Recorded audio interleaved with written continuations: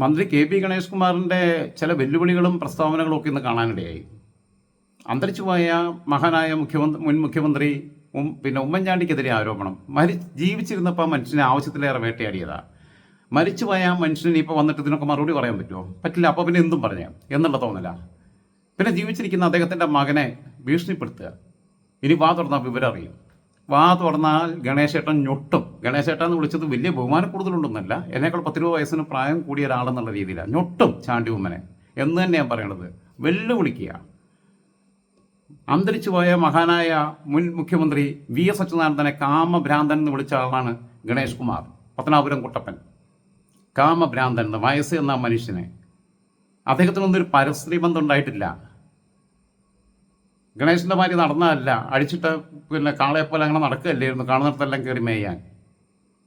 പിന്നെ ഗണേഷ് കുമാറിൽ ഞാൻ കണ്ടിട്ടുള്ള ഒരു ഗുണം എന്താണെന്ന് വെച്ച് കഴിഞ്ഞാൽ, രാഹുലിനെ പോലെ ഈ പിന്നെ കൊച്ചിനെ വേണമെന്ന് പറഞ്ഞിട്ട് ഭ്രൂണഹത്യ നടത്തിയിട്ടില്ല. പക്ഷേ കൊച്ചുങ്ങളെ നോക്കിയിട്ടില്ല. അത് വേറെ കാര്യം.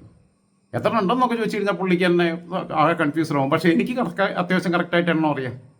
പുള്ളിക്ക് അറിയില്ല, എണ്ണം അറിയില്ലെങ്കിലും. അതിന് DNA-ലേക്കൊന്നും പോകാതെ തന്നെ എനിക്ക് അത്യാവശ്യം കണക്കൊക്കെ അറിയാം. കഴിഞ്ഞ ജന്മത്തിലെ ശത്രു ഈ ജന്മത്തിലെ മകനായി ജനിക്കുമെന്ന് പറഞ്ഞത് ബാലകൃഷ്ണപിള്ളയാണ് പറഞ്ഞത്.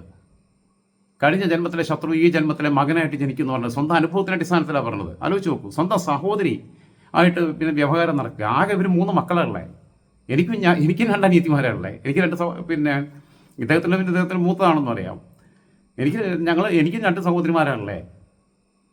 ഇവർ 3 മക്കളേ ഉള്ളൂ.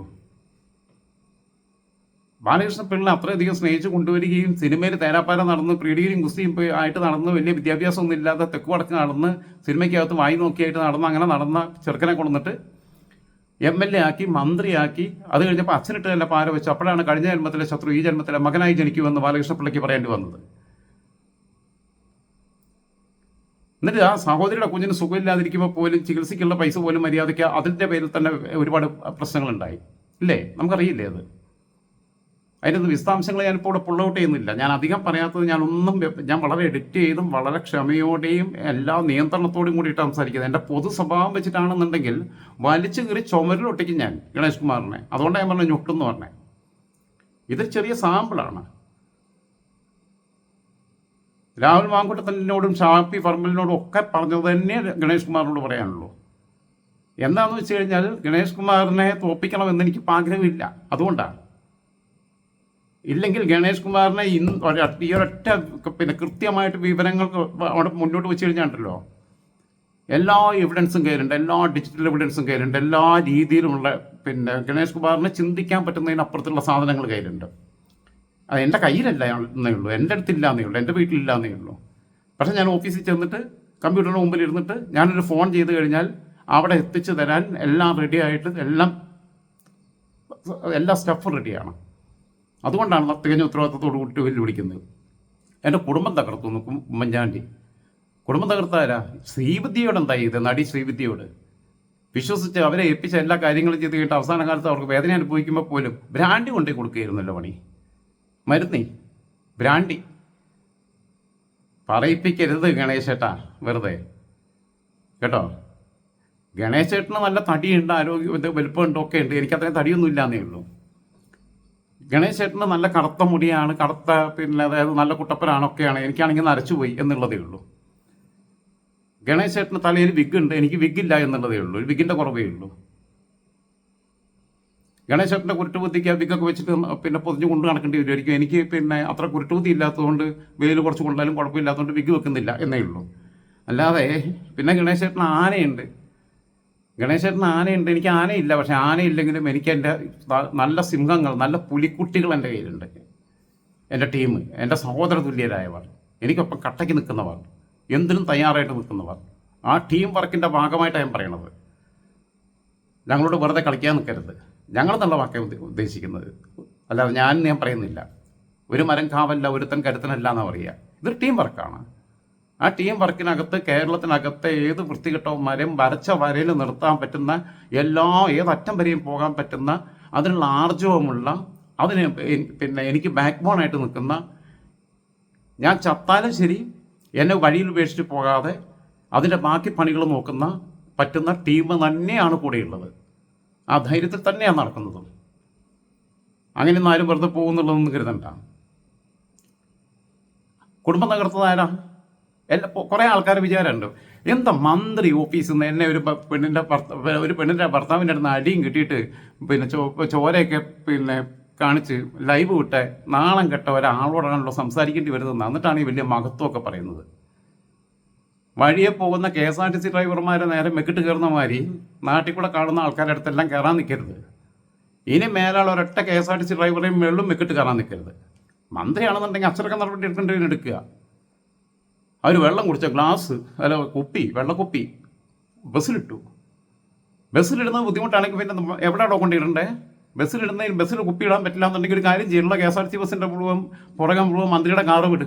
എന്നിട്ട് വെള്ളം കുടിച്ച് കഴിഞ്ഞാൽ ഡ്രൈവർമാരെടുത്ത് ആ കുപ്പി എടുത്തിട്ട് കളക്ട് ചെയ്ത്, വേറെ പണിയൊന്നുമില്ലല്ലോ മന്ത്രിക്ക് ഇപ്പോൾ, പ്രത്യേകിച്ച് വേറെ വകുപ്പുമില്ലല്ലോ, വഴി നോക്കി നടക്കലല്ലേ പണി. അതിൻ്റെ ഇടയിൽ കൂടെ ഒരു കാര്യം ചെയ്യാനുള്ള KSRTC ഡിപ്പോയിലും KSRTC പിന്നെ ഡ്രൈവർമാരെടുത്തൊക്കെയുള്ള കാലിക്കുപ്പി പറക്കുക, അതെടുത്ത് പിന്നെ മന്ത്രിയുടെ കാറിൻ്റെ ഡിക്കിക്കകത്ത് വെക്കുക, എന്നിട്ട് കൊണ്ടുപോയിട്ട് ആക്കിൽ കടയിൽ കൊണ്ടു വയ്ക്കുക, കുപ്പി പറക്കാൻ നടക്കുക.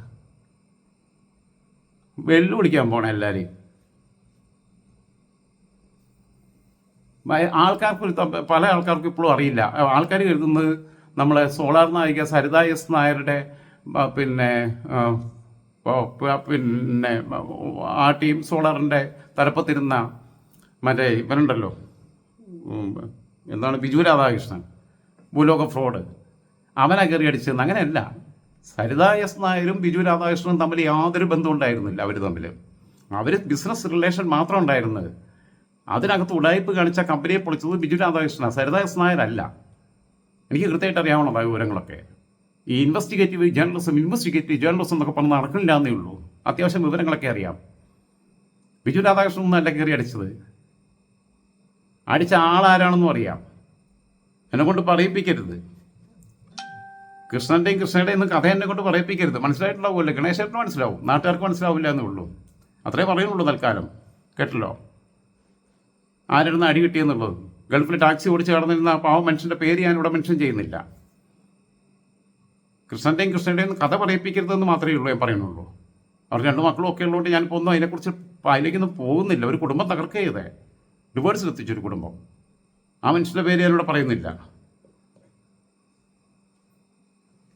എന്നിട്ട് പിന്നെ അത് മാത്രമല്ല, ഈ പറഞ്ഞ പെണ്ണുങ്ങളൊക്കെ പേര് യാമിനി തങ്കച്ചി കൃത്യമായിട്ട് പറഞ്ഞിട്ടുണ്ടല്ലോ ഡിവോഴ്സ് പിന്നെ പെറ്റീഷനകത്ത്.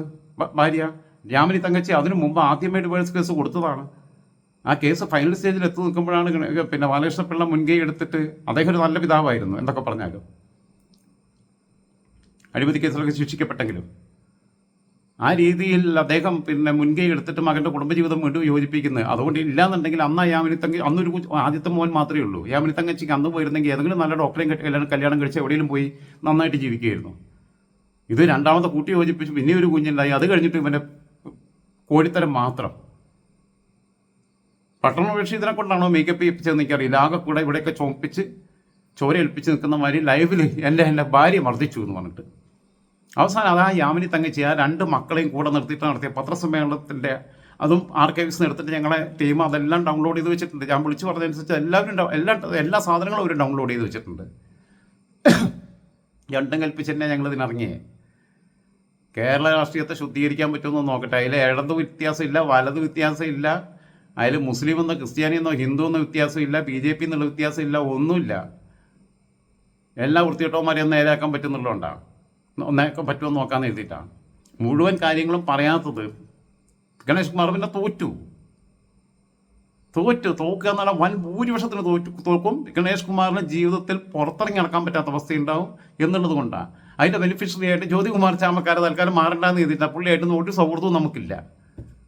സൗഹൃദം ഉണ്ടായിരുന്നെങ്കിൽ തീർച്ചയായിട്ടും ഇന്ന് തന്നെ വെട്ടിപ്പൊട്ടിച്ചേനെ സ്റ്റുഡിയോ പോയിട്ട്. അപ്പം പിന്നെ ഇതിനൊക്കെ തരത്തിൽ പോയിട്ട് കളിക്കാനാണ് എനിക്ക് പറയാനുള്ളത്. വേറെ എന്താ സ്ഥിതി? ഈ പിന്നെ ഈ പെണ്ണിൻ്റെ ഡീറ്റെയിൽസും എല്ലാം മെൻഷൻ ചെയ്തിട്ടുണ്ടല്ലോ യാമിനി തങ്കച്ചിയുടെ പെറ്റീഷനകത്ത്. പിന്നെ കല്യാണം കഴിച്ച ബിന്ദുമേനോയുടെ പേരും ആ പെറ്റീഷനകത്ത് മെൻഷൻ ചെയ്തിട്ടുണ്ടല്ലോ, ആ കംപ്ലയിൻറ്റിനകത്ത്, പരാതിക്കകത്ത്, കുടുംബ കോടതി കൊടുത്തതിനകത്ത്. എല്ലാ ഡിവോഴ്സ് പെറ്റീഷനിൽ എല്ലാ കാര്യങ്ങളും ചെയ്തതല്ലേ. വേണ്ട, അടുത്തതും കൂടി പറഞ്ഞുതരാം. വഴുതക്കാട് ഫോറസ്റ്റ് ലൈനിലുള്ള സ്ത്രീയുടെയും കുഞ്ഞിൻ്റെയും കഥ എന്നെ കൊണ്ട് പറയിപ്പിക്കരുത്. ഇത്രേ പറയുന്നുള്ളൂ. പേരിലേക്ക് ഡീറ്റെയിൽസിലേക്ക് ഒന്നും പോകുന്നില്ല, വീട്ടുപേരിലേക്കും പോകുന്നില്ല. വഴുതക്കാട് ഫോറസ്റ്റ് ലൈനിലുള്ള സ്ത്രീയുടെയും കുഞ്ഞിൻ്റെയും കഥയും പറയിപ്പിക്കരുത് എന്ന് മാത്രം പറയുന്നു. ഗണേശേട്ടന് കൃത്യമായിട്ട് മനസ്സിലാവുന്നത്. ടീം സോളാറിലെ ഉള്ള സ്ത്രീയുടെയും കുഞ്ഞിൻ്റെയും കഥയും പറയിപ്പിക്കുന്നില്ല. എൻ്റെ മക്കളുമായി ഉമ്മൻചാണ്ടി അകറ്റി എന്ന് പറഞ്ഞാൽ എത്ര മക്കളുണ്ട്? ആദ്യം ഗണേശേട്ടൻ അറിയുമോ? എനിക്കറിയില്ല. ഇരുന്ന് ആലോചിച്ച് നോക്ക്. സ്വസ്ഥമായിട്ട് നിന്നിട്ട് എത്ര മക്കളുണ്ട്, എവിടെയൊക്കെ മക്കളുണ്ടെന്നുള്ള ഒന്ന് ആലോചിക്കാം. ഈ മക്കളെല്ലാവരും കൂടി കൊണ്ടുപോയി മക്കളെ ഉമ്മൻചാണ്ടിയാണ് അകറ്റിയെന്നുണ്ടെങ്കിൽ മക്കളെല്ലാം കൂടെ ഒരുമിപ്പിച്ച് താമസിപ്പിക്കാൻ പറ്റിയൊരു വീടുണ്ടോ? കാരണം എല്ലാ മക്കൾക്കും ഓരോ റൂം വെച്ച് കൊടുക്കണം നോട്ടിക്ക്. എത്ര റൂമുള്ള വീട് ഉണ്ടാക്കേണ്ടി വരും? അതിന് പറ്റിയൊരു വീടുണ്ടോ? അപ്പോൾ എൻ്റെ മക്കളെ എന്നിൽ നിന്ന് അകറ്റി, ഉമ്മൻചാണ്ടി അകറ്റി എന്നൊക്കെ പറയുന്നതിനകത്ത് എന്താ അർത്ഥശൂന്യതയുള്ളത്? ഹിന്ദുക്കളുടെ ഇടയിലാവട്ടെ, ക്രിസ്ത്യാനികളുടെ ഇടയിലാവട്ടെ, മുസ്ലിങ്ങളുടെ ഇടയിലാവട്ടെ, അമ്മാവന്മാർക്ക് വലിയൊരു സ്ഥാനമുണ്ട്. അച്ഛനും അമ്മയ്ക്കും ഉള്ളതിനേക്കാൾ വലിയ സ്ഥാനമാണ്, പദവിയാണ് അമ്മാവൻ എന്ന് പറയുന്നത്. സ്വന്തം പെങ്ങളെ കുഞ്ഞിന് സുഖമില്ലാതിരിക്കുമ്പോൾ അതിൻ്റെ ചികിത്സയ്ക്കുള്ള പണത്തിൽ വരെ ഹോൾഡ് ചെയ്ത് നിൽക്കുക എന്ന് പറഞ്ഞു കഴിഞ്ഞാൽ പിന്നെ എന്താ അമ്മാവൻ? നല്ലൊരു അച്ഛനല്ല, നല്ലൊരു അമ്മാവനല്ല, നല്ലൊരു സഹോദരനല്ല, നല്ലൊരു മകനല്ല എന്നുള്ളത് ബാലകൃഷ്ണപിള്ള പറഞ്ഞു. നല്ലൊരു സഹോദരനല്ല എന്നുള്ളത് സ്വന്തം സഹോദരി ഉഷ ചേച്ചി പറഞ്ഞിട്ടുണ്ട്. ഉഷ മോഹൻദാസ് IAS ഉദ്യോഗസ്ഥൻ്റെ ഭാര്യയാണ്. നല്ലൊരു ഭർത്താവല്ല എന്നുള്ളത് യാമിനി തങ്കച്ചി മാധ്യമങ്ങളുടെ മുമ്പിൽ നിന്നിട്ടാണ് പറഞ്ഞത്. അന്ന് പറഞ്ഞത് ഇങ്ങനെയാണ്: എൻ്റെ മോൻ്റെ കൂട്ടുകാരൻ്റെ അമ്മ, എൻ്റെ കൂട്ടുകാരി, അവളുമായിട്ടുള്ളതാണ് അവിഹിത ബന്ധം ഉണ്ടായിരുന്നെന്ന് പറഞ്ഞത് അല്ലേ?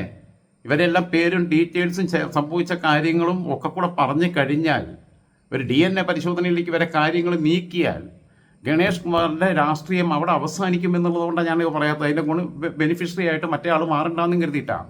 മറ്റേ ആളുടെ എല്ലാ ചരിത്രവും നമുക്കറിയാവുന്നത്. അതുകൊണ്ട് അത് നാട്ടുകാരെന്താ വെച്ചാൽ തീരുമാനിക്കേണ്ടത് കരുതിയിട്ടാണ്. പക്ഷെ ചൊറിയാൻ വന്നാൽ വെറുതെ വഴി കൂടെ പോകുന്ന ആൾക്കാരെ നേരെ പിന്നെ മെക്കിട്ട് കയറരുത്. വേണ്ട, ഈ മക്കളെ ഉണ്ടാക്കൽ മാത്രമല്ലേ, മക്കളെയൊക്കെ തിരിഞ്ഞു നോക്കിയോ? ഈ ടീം സോളാറിലെ ആ യുവതി തന്നെ, ഞാൻ ഇവരെയൊന്നും ഈ സ്ത്രീകളുടെ ഒന്നും പേര് ഞാൻ പറഞ്ഞിട്ടില്ല. ബിന്ദുമേനോയുടെ പേര് മാത്രം പറയാൻ കാരണം എന്ന് വെച്ചാൽ അവരെ പേര് ഈ ഡിവോഴ്സ് പെറ്റീഷനകത്ത് മെൻഷൻ ചെയ്തിട്ടുണ്ടെന്നുള്ളത് പറയാൻ കാര്യം എന്ന് വെച്ചാൽ അവരെ പിന്നെ കല്യാണം കഴിച്ചു, എന്തായാലും ആ മര്യാദ കാണിച്ചു. അവർ പിന്നെ മര്യാദയ്ക്ക് നിർത്തും ചെയ്തു. നിർത്തേണ്ടടുത്ത് തോന്നണ വഴിക്കുള്ള പോക്കൊക്കെ നിർത്തി, കൺട്രോൾ ചെയ്തു. പിന്നെ ഇപ്പം പോയി കഴിഞ്ഞാൽ അവർക്കും അറിയായിരുന്നു എങ്ങനെയാണ്, പിന്നെ അതിന് പറ്റിയ ഡ്രൈവർ അവിടെ ഉണ്ടായിരുന്നു, എങ്ങനെയൊക്കെ ആയിരുന്നു വേണ്ട ബാക്കിയുള്ള കാര്യങ്ങളും പ്രതികാരം ചെയ്യേണ്ടതെന്നുള്ളതൊക്കെ. പൈസയും ഇവിടെ നിന്ന് മാറ്റി നേരെ പുറത്തോട്ട്. ഞാൻ കൂടുതലൊന്നും പറയുന്നില്ല, പറഞ്ഞു കഴിഞ്ഞാൽ കയറിപ്പോവും, ഞാൻ നിയന്ത്രണം വിട്ടുപോകും. പിന്നെ ഇപ്പം ഞാൻ എല്ലാം കൂടി പോയിന്റ്സ് പറഞ്ഞു തരുന്നതിന് തുല്യമാവും. ശ്രീവിദ്യയുടെ കേസ് ഞാൻ പറഞ്ഞു, സഹോദരിയായിട്ടുള്ള കേസ് ഞാൻ പറഞ്ഞു. VS കാമഭ്രാന്തൻ എന്ന് വിളിച്ച ഏക മനുഷ്യൻ, ഏക മലയാളി എന്നല്ല, ലോകത്ത് VS അച്യുതാനന്ദനെ കാമഭ്രാന്തൻ എന്ന് വിളിച്ച ഒരേ ഒരു മനുഷ്യൻ, അത് ആ മനുഷ്യൻ്റെ പേരാണ് KB ഗണേഷ് കുമാർ. ആലോചിക്കണം, സഖാക്കളെങ്കിലും ചിന്തിക്കണം. കേരളത്തിൽ സമീപകാല കേരളം ഏറ്റവും അധികം സ്നേഹിച്ച 2 പേരാണ്. 2 പേരും മരണപ്പെട്ടു. അതൊന്ന് VS, ഒന്ന് ഉമ്മൻചാണ്ടി. ആ VS ജീവിച്ചിരിക്കുമ്പോൾ കാമഭ്രാന്തൻ എന്ന് വിളിച്ചു. ഉമ്മൻചാണ്ടി മരിച്ചു കഴിഞ്ഞിട്ട് ഇരുന്നിട്ട് തോന്നിയാസം പറഞ്ഞു അല്ലേ? മരിച്ചിട്ട് പിന്നെ 3 വർഷം 2.5 വർഷം കഴിയുമ്പോൾ ഇതൊക്കെ നമ്മളിങ്ങനെ കേട്ടുകൊണ്ടിരിക്കുക എന്നുള്ളതാ, എന്തും ആവാന്നുള്ളതാ.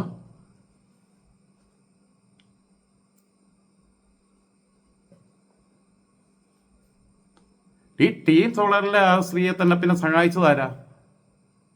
ഇയാളെ ഞാൻ വേറെ പെണ്ണ് കിട്ടാൻ പിന്നെയും പോയി. മക്കളോടുള്ള വലിയ സ്നേഹം പറയുന്നുണ്ടല്ലോ. എന്നിട്ട് ഡിവോഴ്സ് ആയി കിട്ടിക്കഴിഞ്ഞിട്ട് 6 മാസം കഴിഞ്ഞപ്പോഴത്തേക്ക് എന്നെ കല്യാണം കഴിച്ചല്ലോ.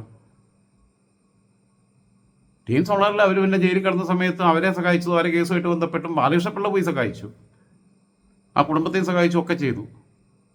കാരണം എന്തായാലും ഒരു പേരക്കുട്ടിയുള്ളതാണ്. അതുകൊണ്ട് കൂടുതലൊന്നും പറയിപ്പിക്കല്ലേ.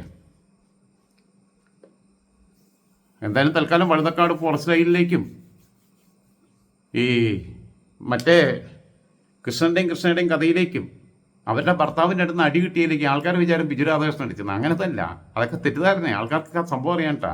അടിച്ച ആളാരാണെന്ന് എനിക്കറിയാം. ആ മനുഷ്യനെ ഈ യാമിനി തങ്കച്ചി ടിക്കറ്റ് എടുത്ത് ഗൾഫിൽ നിന്ന് കൊണ്ടുവരിക ചെയ്തേ. ഈ അവിശുദ്ധ ബന്ധം ഇങ്ങനെ കൊണ്ടുപോയിട്ട് ആ മനുഷ്യൻ അവിടെ ഗൾഫിൽ കഷ്ടപ്പെട്ട് ജോലി എടുക്കുക. ആ സമയത്ത് അദ്ദേഹത്തെ വിവരം അറിയിച്ച് അദ്ദേഹം വന്നു പിടിച്ചങ്ങോട്ട് കൊടുത്ത മന്ത്രിയുടെ ഓഫീസിൽ കയറിയിട്ട് കാല് പിടിച്ച് കരഞ്ഞ് പട്ടിയെ പോലെ ഇനി ഗണേഷ് ഇവിടെ കൊണ്ട് നിർത്തിക്കോണം. ഗണേഷ് ഏട്ടാ ഇവിടെ കൊണ്ട് നിർത്തിക്കോണം. ചാണ്ടി ഉമ്മനെ നിങ്ങൾ ഞൊട്ടും.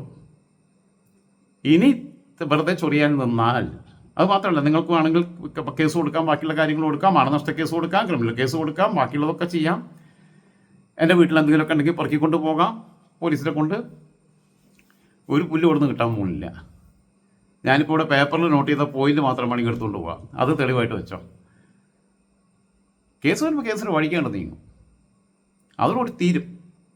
അപ്പോൾ ഇത് അവസാനത്തെ വാണിങ്ങാണ്.